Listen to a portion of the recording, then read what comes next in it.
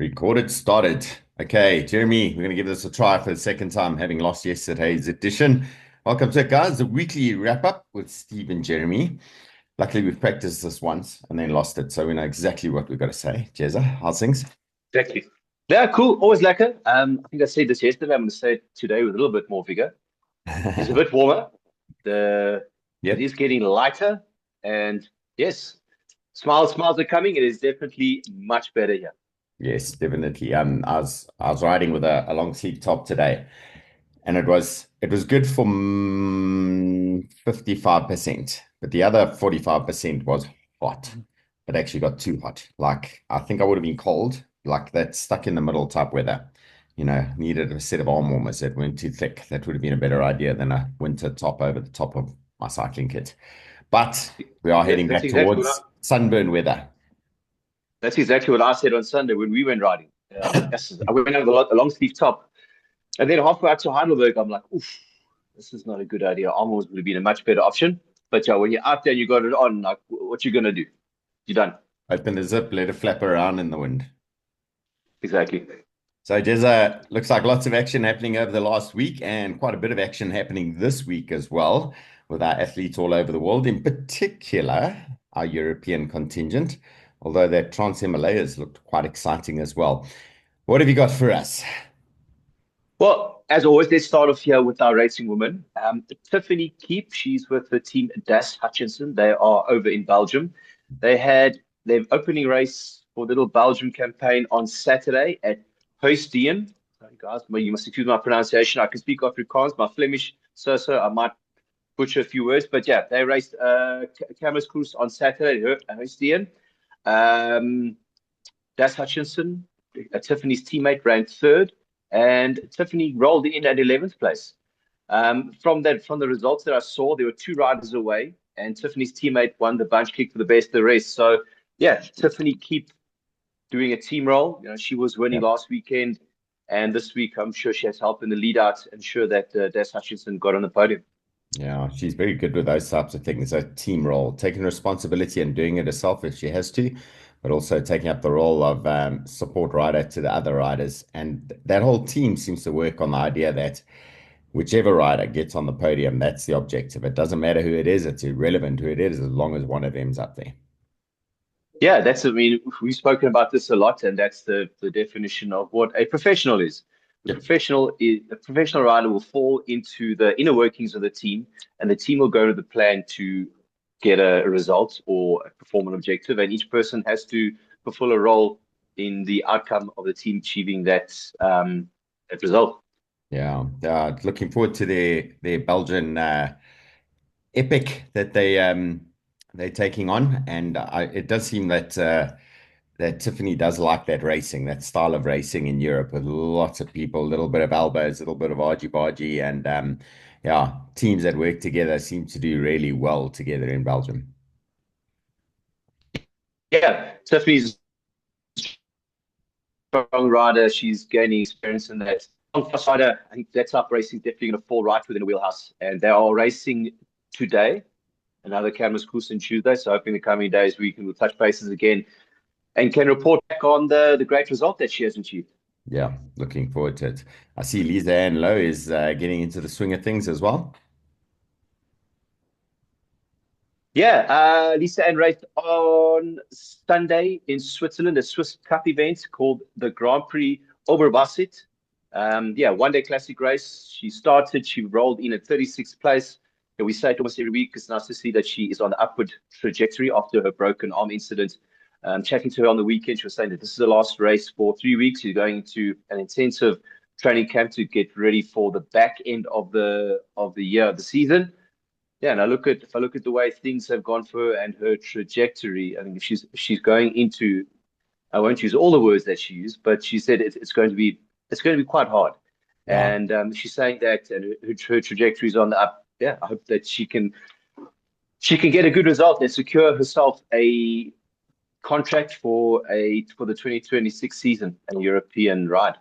Yeah, they were saying when chatting to some of the other ladies, saying that this part of the season is all about making sure you got things lined up for next year. So the Yeah. question does mount dramatically, but at least they're getting 36 in those races in Europe. Yeah, that's solid. You're in there, you're in the mix.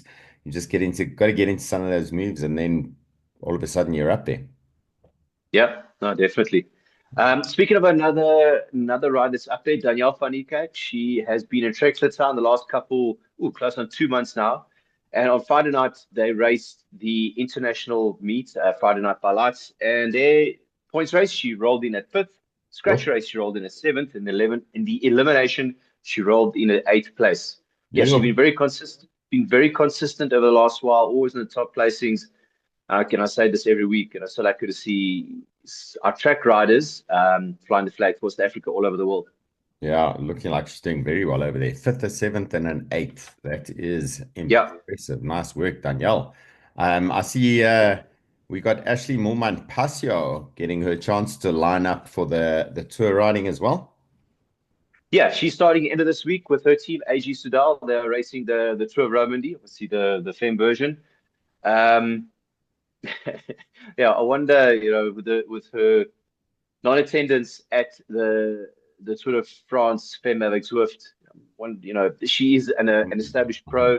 She is a pro rider. She understands how things work, but you always got to think in the back of the mind. I mean, it wouldn't have been nice to watch the race from the sidelines. I wonder if she's got a bit of a fire burning for the Tour of Romandie.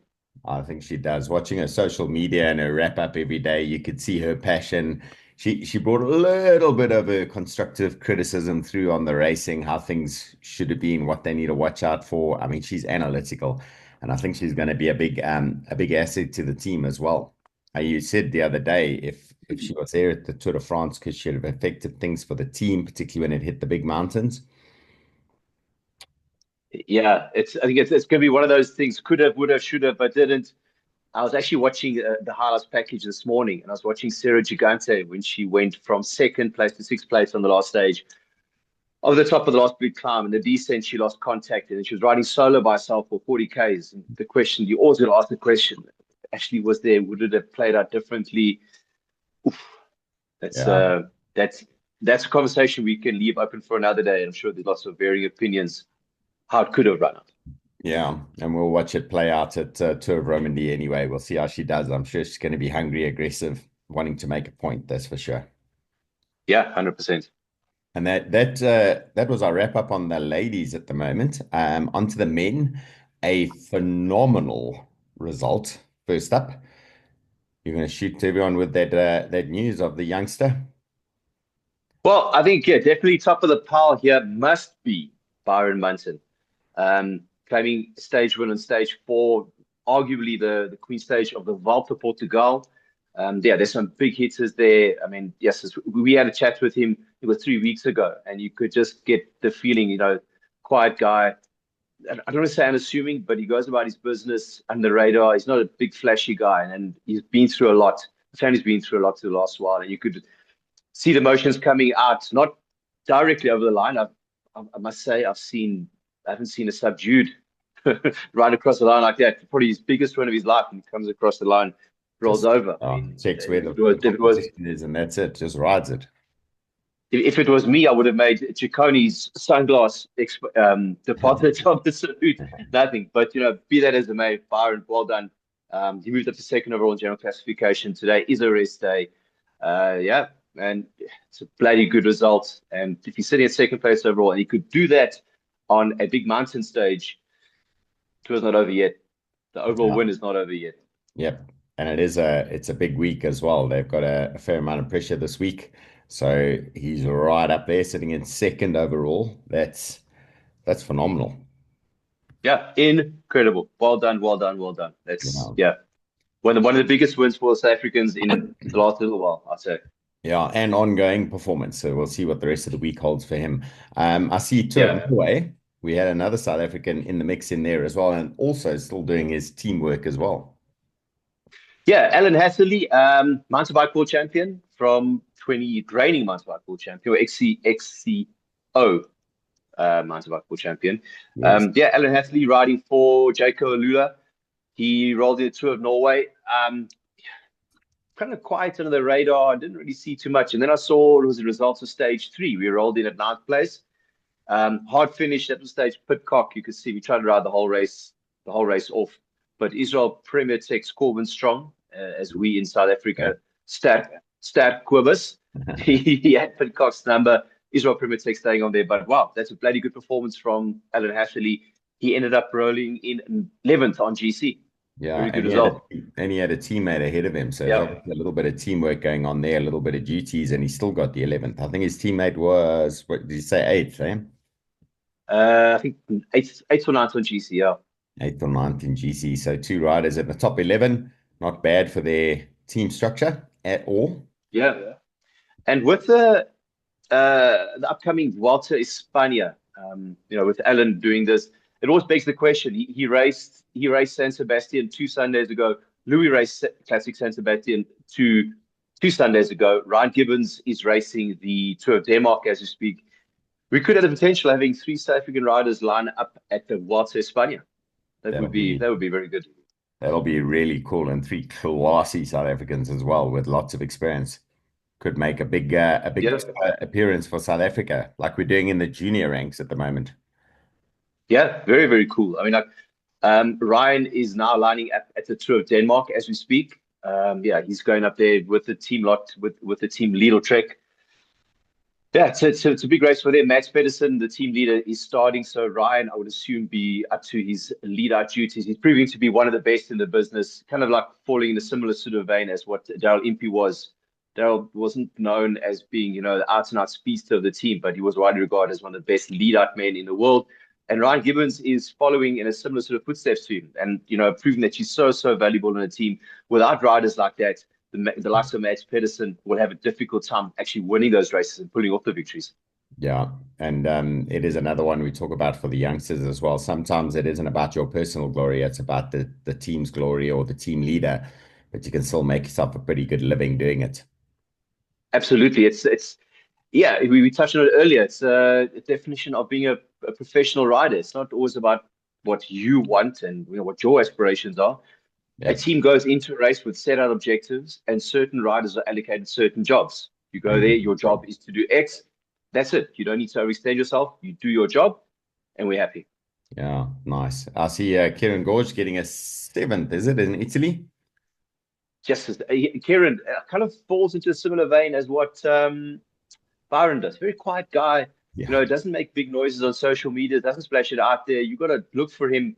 Man, he had a bloody good result on Sunday at the GP Poggiana in Italy. He rolled in at 7th place. It's a Yeah. bloody good result in Italy. And I see he's racing this week too. Yeah, on Saturday, the GP Capo Garco, also in Italy. All under 23 races. I mean, the under 23 level in Italy is incredible. Those guys are fast, and it's nice to see that he's in the mix and performing. Yeah. He's been doing very well, and it's one of those names that we repeatedly mentioning, which shows his performance consistency over Yeah. the time period has been brilliant. And then going all the way across to the east, because you got some news on the South Africans performing across on the eastern side of the world. Yeah, the Trans Himalaya Cycling Tour. That was a 4-day stage race. I think before I get carried away about the details, I think it's important we know that your starting altitude for the race, your lowest is 3,650 meters. Ow. I mean, yes, it's yeah. 3,600 meters starting altitude. That's We it. here in Joburg, we're sitting at about 1,600 meters on an average. So you go up double that and then some. So yeah, that's serious altitude. I mean, I saw the likes of Jose Kleinsmit and Callum Orniston with the team, and also Willie Smith. They were there like a week before acclimatizing. And unfortunately, Daniyal Matthews, he got a late call up to the race from his 7-Eleven team based in the Philippines. I think 2-3 days to go, they let him know, okay, one of the riders is unable to start. You're on it. So he basically flew from nowhere near 3,650 meters, jumped to the plane, went to Lhasa City, and he actually performed very well, considering the altitude. Altitude will flip and kick your ass, and he performed well. Considering he's used to being at sea level most of the time from Cape Town. Yeah. Like the highest he's going to get is to go up Table Mountain. but that's not going to bring him even near to Joburg altitude. Uh, So, and when you're I talking would. about 3,600 meters starting altitude, that's crazy. That must be headache material. Big time, big time, big time. But with all the challenges, Callum Orniston produced one of his better results as of his professional cycling career. Stage one, as often happens with a lot of these 4-day stage races, stage one, often the GC is set. And at the time that you win and lose on stage one, you've battled to get it back if you're a GC contender that's lost time. And if you won time and you're in the front, you'd rather want to be on the front foot. So Callum Orniston got into the right break on stage one. He rolled in at fourth place on the stage. He got time gaps all over the place. And then, yeah, he hung on to that to finish fourth overall on GC. Bloody, bloody good effort. That is impressive, eh? He's also another one of those riders who always seems to have that. It takes quite a lot to stay on task with cycling. It's a hard sport. It's a repetitive sport. It requires many hours stuck in your own head as you're tapping out efforts. Um, but he seems pretty good with that. He seems to be able to hold it together and Yeah. maintain those efforts over time, which is a good sign for the future for him. Yeah, definitely. What's that cliche say? You become what you think about and what you do. So, Mm, he's got rolled that. in a fourth place at a highly rated UCI event. So it just goes to show he's been thinking and doing the right things. Yeah. So fourth for him overall. Willie Smit at 27th, I see. Yeah, Willie Smith, he's become one of the Omaner, the Kopman in his team China Glory. He's been there. This is their fourth season with them. The team is settling down. He's playing an integral part in the development and as a captain role. So yeah, he had his hands full, but delivered the goods. He rolled in at 27th place. Jose Kleinsmit's on the same team as Callum Orniston, so his role was to look after Callum, stages 2, 3, and 4, which he did a good job of that. Also rolled in at 29th place, and Daniyal Matthews fighting all kinds of altitude, but yeah, he was still in the race, and he rolled in at 49th place. Good work. Well done, guys. So four South Solid. Africans in the top 50. Not a bad performance, Yeah, including the SA Champs stripes were up there as well. So nice representation. very, very lekker. And Yeah. then one of our favorites, one of your local boys, who's been doing so well in the crits. He's been Yeah. performing yet again, even yesterday. Yeah. Yesterday, Monday, the Grand Prix Foray Falau, a lap race, 15.2K lap, which he did 7 times. And when he said 15.2K, I said, are you sure? That's very big compared to normally what you've been doing. But he said, yeah, no, it was just over 106Ks. Yeah, and he rolled in at second place. So that's like, I think he said his fourth second place of the season. He's had 2 or 3 wins. Yeah, very, very good. He's on the up. Every time I talk to him, he's very upbeat and he's it's happy to be racing his bike. And it's Yeah. showing. And you can bet he's becoming a little local hero in his village he stays in, the area he's in, his team and everything. They know they can count on him. He'll be building a little bit of a fan base over there as well, which is also a big aspect of the cycling in Europe. You've got a little fan base following you around. Makes a massive difference when they're shouting your name and you're suffering like mad. Gives you that little bit of extra energy. So well done, Blaine. Yeah, very good. And yeah, hopefully, when you start winning races and being on the podiums consistently, you will start attracting the attention of bigger teams, bigger clubs. Yeah, hopefully you can make a step up next year and start emulating the likes of Morne van Niekerk. Morne van Niekerk's been with Sam Chalobert for 7 seasons, and hopefully Blaine can follow the same sort of path, trajectory, Yeah. and represent South Africa and France. Well, fingers crossed. Let's hope he keeps the work rate up and he keeps having fun with it. If he does, definitely going to see some more big results coming out, and those other teams will start hunting him down. He's probably in some sort of conversation somewhere, but wanting to keep it quiet right now. Yeah, I Um, reckon so. yeah, our junior riders, I see lots happening. Zander, Joshua, Carter, Gustav, all sorts of things going on there. Yeah, busy weekend for our junior men. First up, Carter Barnes. He raced a Portuguese Cup race on Saturday in Portugal, and yeah, came in a very, very credible second place. You Again, and the Carter. the guys I'm talking about today, they're quiet. I'm saying unassuming, but they're not. Look at me, posted everywhere. I mean, it's yeah. Carter's going about his business. He's getting good performances, good results. yeah, like to see from a South African bike racing fan perspective. Very, very lucky. No, he's a cool kid. Eh? He does have his head screwed on correctly. His parents have made sure of that. He tries hard, he races hard, always puts a smile on his face, even when things aren't going well. He'll have a laugh at himself, but he'll keep on going. Yeah. Then we hopped Northern Europe to Germany. We had a 3-day, stage race in Germany, a 2.1 categorized UCI race for juniors. Now that's very, very high. So you had big hitters there.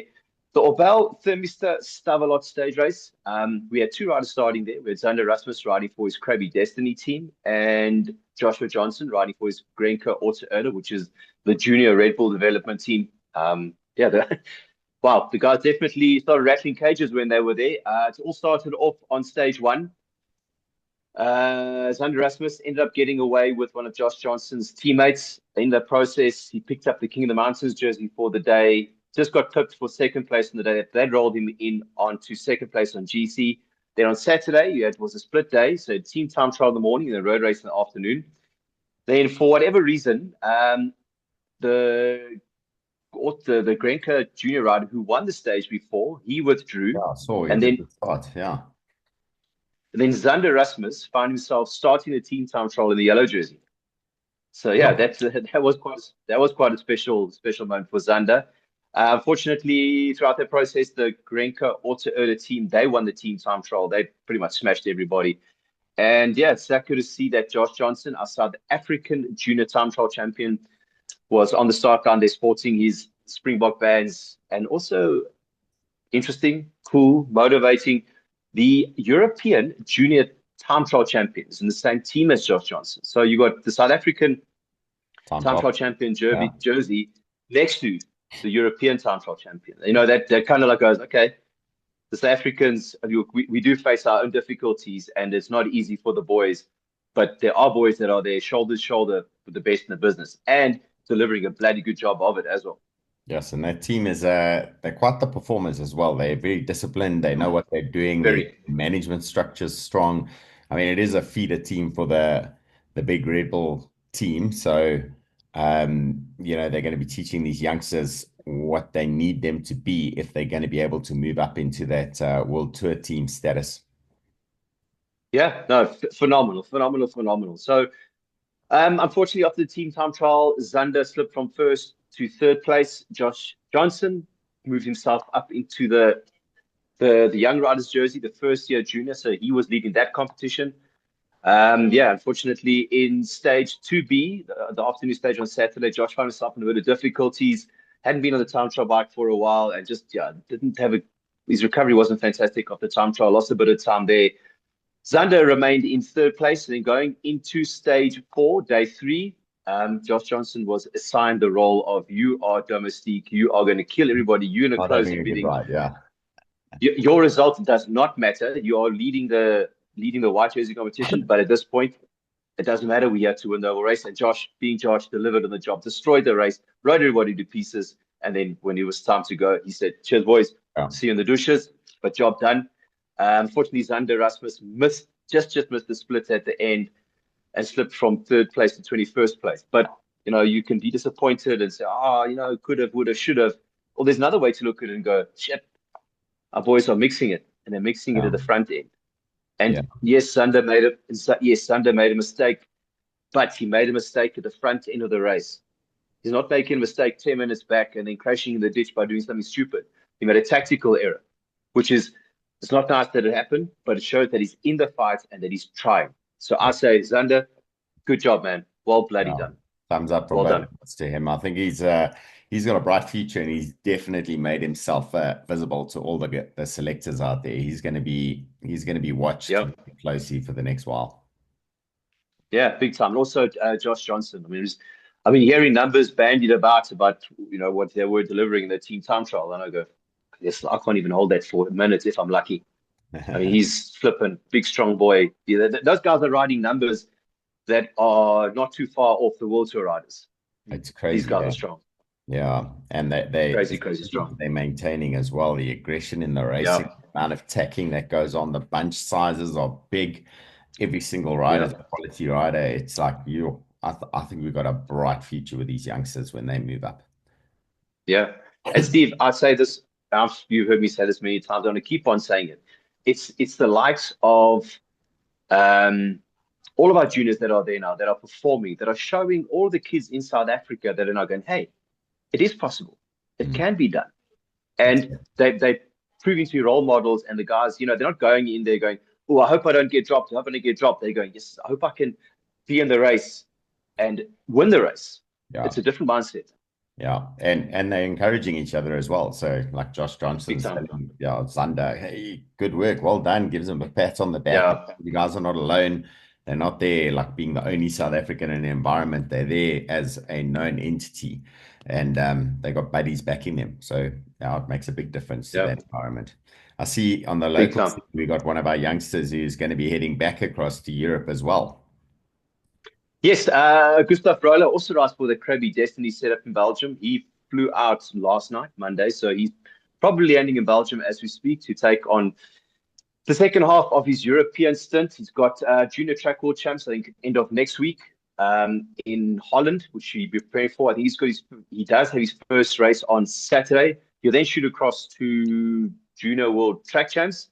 Then you have a whole list of races in Belgium, yeah, and then hopefully make selection or be in contention to make selection for junior world road champs. As far as I know, there's 2 spots available, and if we look at the juniors that are consistently on our list of topics every week, the Yeah, competition for the 2 spots is very stiff, very, yeah. very strong. Definitely. And that quality, absolute quality. So that about wraps it up for our performing athletes at the moment. Anything else you want to add there, Jezza, before I go into the Uh, that's coming up? no, I think that's nothing I got for the riders. Brilliant. So coming up at the moment, Swiss Epic. I know it's a bit of mountain biking, but I'll mention it anyway. I'm going to be 2 o'clock on the line with Jason, the enduro rider, who's across in the Alps at the moment, prepping for his final event in the World Cup Series before he goes to World Champs. My dog's shouting at someone. Swiss Epic, 13th to 17th August. Tour of Denmark, 12th to 16th August. Vuelta a Portugal.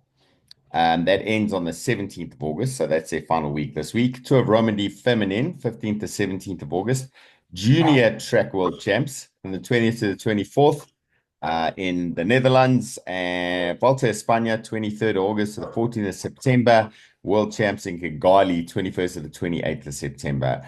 It is, and those are just the big events, never mind all the little events that are going on all over the place. So it's a stacked second half of the season. I'm looking Yeah, forward to lots of adventures. absolutely. Going to be good. Yeah, well, that's it from us, Jeremy. Thank you very much. Your insights are always absolutely amazing. Love the passion for it. To all the Cool. riders out there, remember to send us your notes and information. Let us know what's happening. We can only ever pick up so much. Give us a little DM, send Jeremy something, send me something so that we know what's happening and we'll include it in the news. Jeremy, Cool. good one, guys. That, folks. Have See you fun. later. Enjoy. Cheers. Cheers. Bye bye. Bye-bye. Bye. Bye.